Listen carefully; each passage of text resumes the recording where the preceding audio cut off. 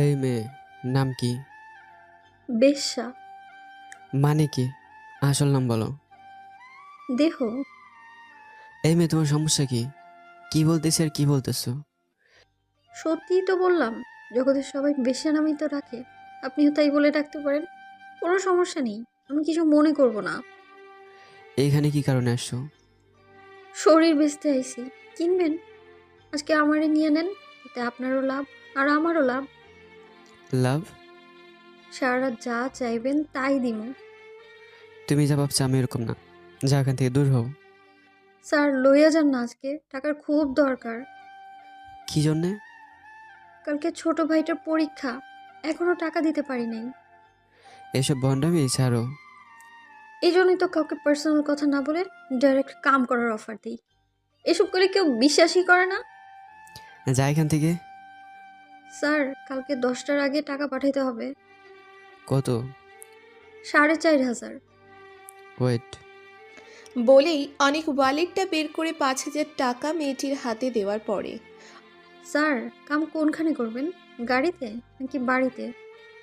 তোমার না বললাম আমি এমন না। জগতের সব পুরুষ এক স্যার। বলেন কোন জায়গায় করবেন? টাকার দরকার ছিল না। যাও এখন, মন মেজাজ এমনিতে খারাপ। স্যার এই শেফালি কারোর কাছ থেকে মাগনা টাকা নেয় না।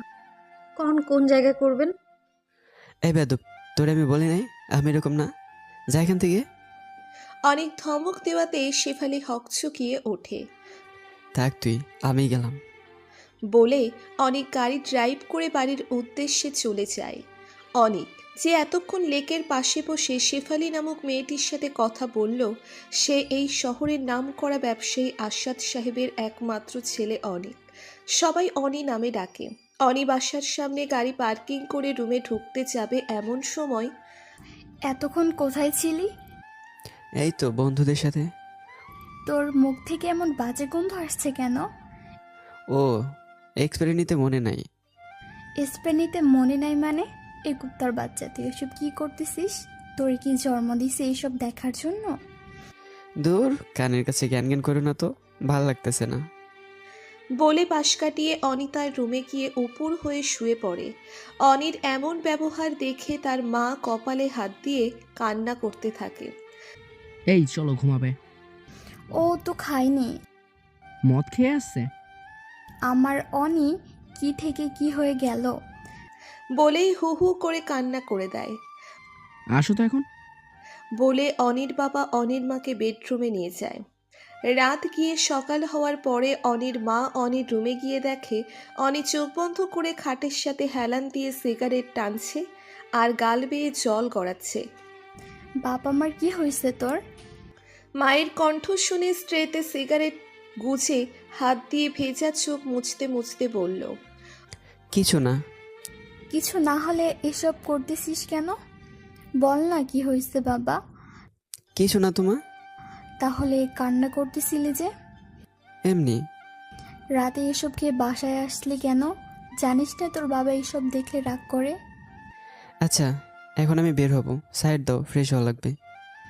যা ফ্রেশ হয়ে আয়। অনি ফ্রেশ হয়ে আসার পরে নে এগুলি খেয়ে নে। না, খাবো না। কেন? খিদে নেই। নে হা কর, আমি খাইয়ে দিচ্ছি। অনি ভালো করেই জানে এখন না খেলে তার রেহাই নেই। তাই আর কোনো কথা না বাড়িয়ে চুপচাপ খেয়ে বাসা থেকে বের হয়ে সানিকে নিয়ে চুপচাপ ড্রাইভ করতে থাকে। তোর মা আমাকে ফোন দিয়েছিল কি কারণে? তুই এসব করে বেড়াচ্ছিস কেন সেটা জানতে। পাগলামি করে কে? দেখ দোস্ত, যে মেয়ে তোর সাথে এমন করতে পারছে তার সাথে তোর পরিপূর্ণতা না পাওয়াটাই ভালো হয়েছে। একবার ভেবে দেখ, হিয়া যদি বিয়ের পরও এসব করে বেড়াতো তখন কি হতো, কি করতি তুই? তাই বলে এমনটা কিভাবে করতে পারছে? এইসব মেয়েরা টাকা আর ভালো কিছু মুহূর্তের জন্য সব করতে পারে। আচ্ছা, বাদ দাও এসব। হিয়া কিন্তু ওর মতো করে ঠিকই জীবন কাটিয়ে দিচ্ছে, শুধু শুধু তুই কষ্ট পাচ্ছিস।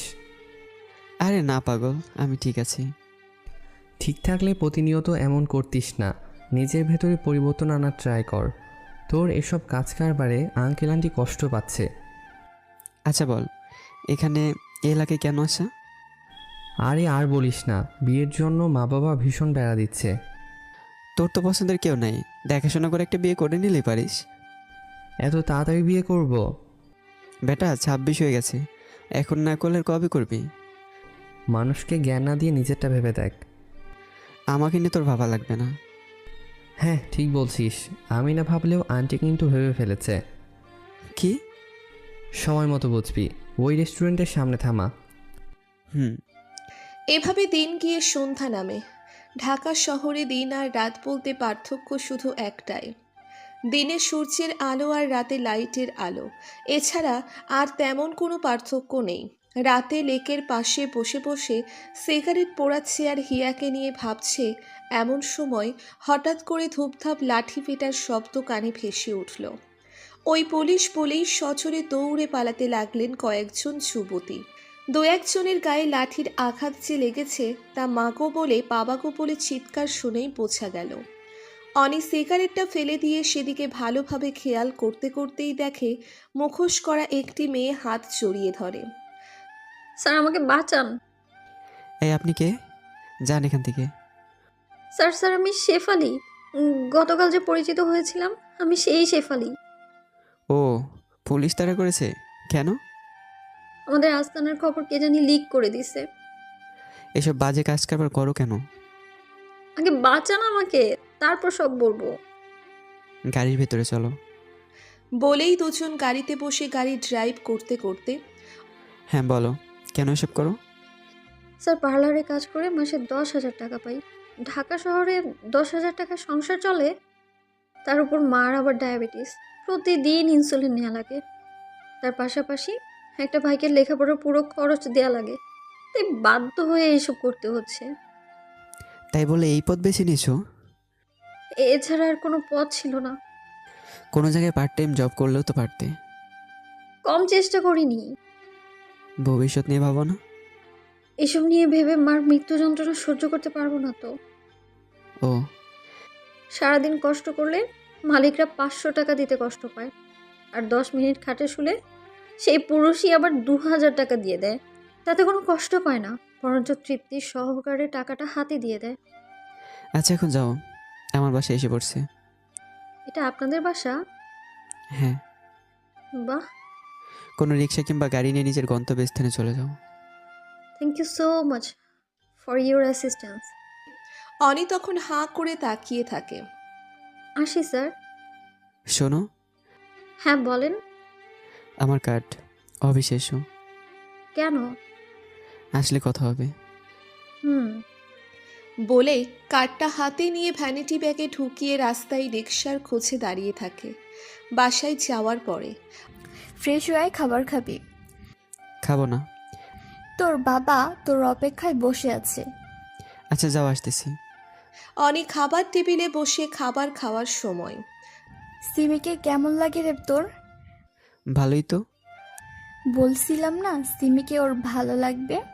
ওর বাবার সাথে কথাবার্তা বলে তাড়াতাড়ি সব ঠিক করে নাও। কি ঠিক করতে বলছো? তোর সাথে সিমির বিয়ের কাজটা সেরে ফেলতে চাই। এই পিচ্চি মেয়ের আমি বিয়ে করব? পিচ্চি মানে? তোর থেকে মাত্র 7 বছরের ছোট। আমি এসব ফাজলামি বন্ধ করো তো, আমার এসব ভালো লাগে না। 15 দিনের মধ্যে বিয়ে হচ্ছে, এটাই ফাইনাল।